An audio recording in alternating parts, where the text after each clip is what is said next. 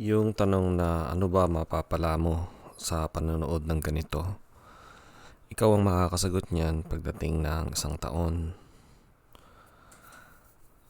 Bago ka panghinaan ng loob, tandaan mo na hindi lahat ng gusto mong gawin habang nasa Pilipinas tayo ay magagawa natin. Panghihinayangan mo na hindi mo magagawa ang mga gusto mong gawin dahil mas mabilis ang pagbabago sa buhay mo kapag puro tama ang ginawa mo base sa mga nagawa na ng mga nauna sa atin. Bumabagal lang ito dahil sa pagtatama natin ng mga maling nagawa natin. Ito natutunan ko rito na hindi ko alam kung totoo rin ba sa iba. Madalas ay iniisip ko na wag na lang na gumawa ng ganitong mga video na napapanood ng ibang tao na masasaktan o kaya naman ay kokontra. Pero nanaig yung pangarap ko na sana ay makatulong ito para maintindihan ng mga mahal ko sa buhay at mga kaibigan kung bakit ganito ang mga desisyon ko. Hindi dahil sa ako talaga ang nagdedesisyon nito, pero dahilan ito sa nakita kong mga nangyayari sa ibang tao na kanilang pinagsisisihan. So ayokong mangyari sa akin ang mga iyon, maging sa mga mahal ko sa buhay. Halimbawa na lamang ay ang pagsasayang ng oras sa isang bagay na napatunayan na mali ng mga nauna sa atin. Ang mga nakaranas ng mali, napakahabang panahon ang nauubos nila sa pagtatama lang ng mga mali nilang nagawa. Sa halip na gawin nila ang susunod na tamang step, kailangan nilang i-postpone ang tamang step na ito dahil sa itinatama pa nila ang kanilang mga pagkakamali. Walang iniwan ito sa mga hollow block na siya nating tapakan kapag may baha. Kung minsan nakikita natin na parang mabagal yung isang linya, pero sa gitna ng daan kung saan mayroong mga hollow block, nakita natin na mayroong naglagay pa ng mga hollow block sa isa namang daan. Pero hindi naman pala nila tinapos yung mga hollow block na yon dahil natagpuan nila na mas malalim pala ang tubig doon sa daan na yon. Kaya yung mga umiba ng landas pumunta doon sa daan na yon, kailangan pa nilang bumalik sa pila para nang sa ganun ay makadaan sila sa kabila para makatawid sila sa kalsada. Isa pa ring analogy rito ay yung mga pagsakay sa eroplano na isa lang ang itinakda ng airline na pila. Ang mga iba ay gumagawa ng sariling pila sa pag-aasam na makakapasok sila sa eroplano. Pero gawa nga ng ang mga empleyado sumusunod lang sa patakaran ng airline, kailangan nilang pabalikin yung mga gumawa ng pila sa dulo ng itinakdang pila. At ang nangyari doon sa mga gumawa ng sariling pila, nakapasok pa rin sila. Pero kung minsan hindi na nila malaman kung may mas malapit pa bang lalagyan ng kanilang mga bagahe na pwede nilang paglagyan.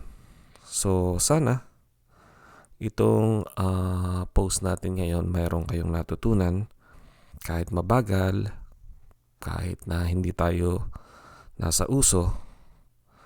Dahil kung tama naman ang ginagawa natin ayon sa mga napatunayan natin na nagawa na ng mga nauna sa atin, baka sakali pareho rin ang epekto sa atin kapag yun ang ating natutunan.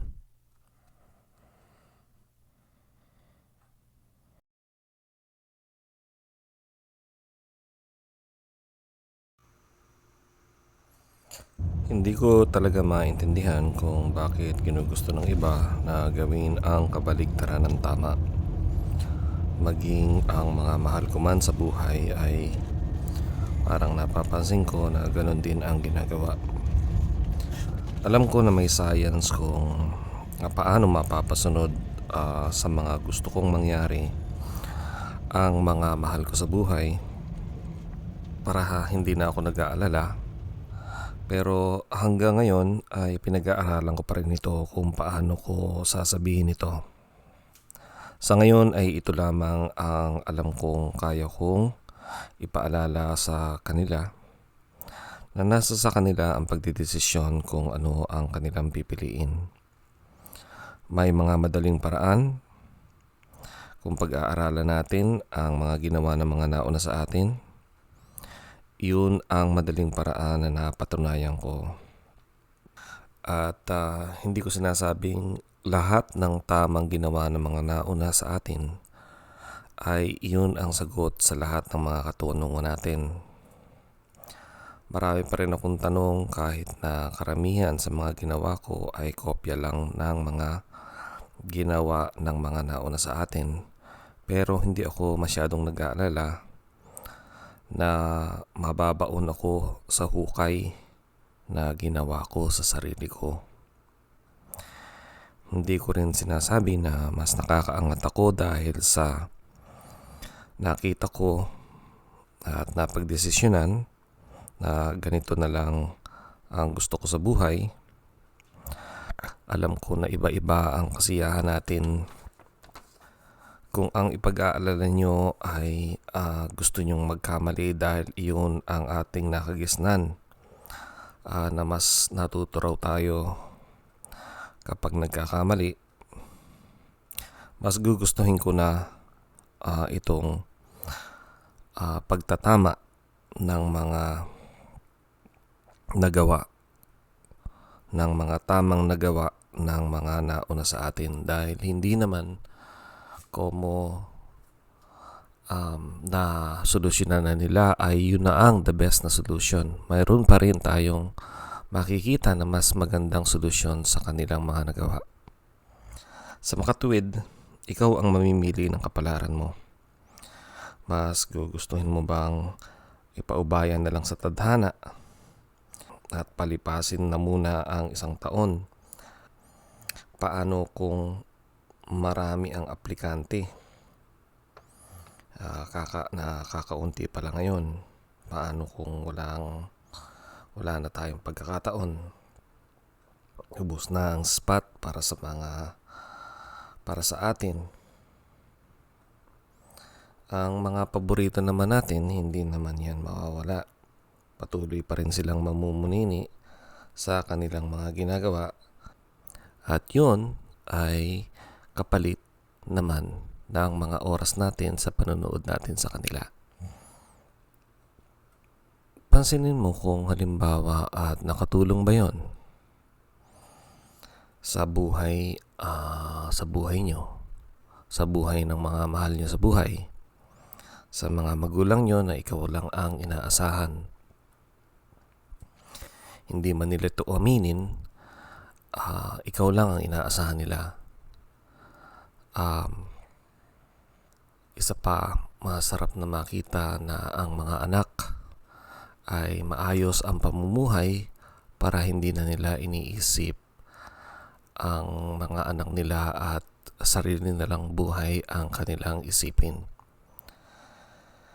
Hindi ka man makatulong, at least kahit paano ay matulungan natin ang sarili natin.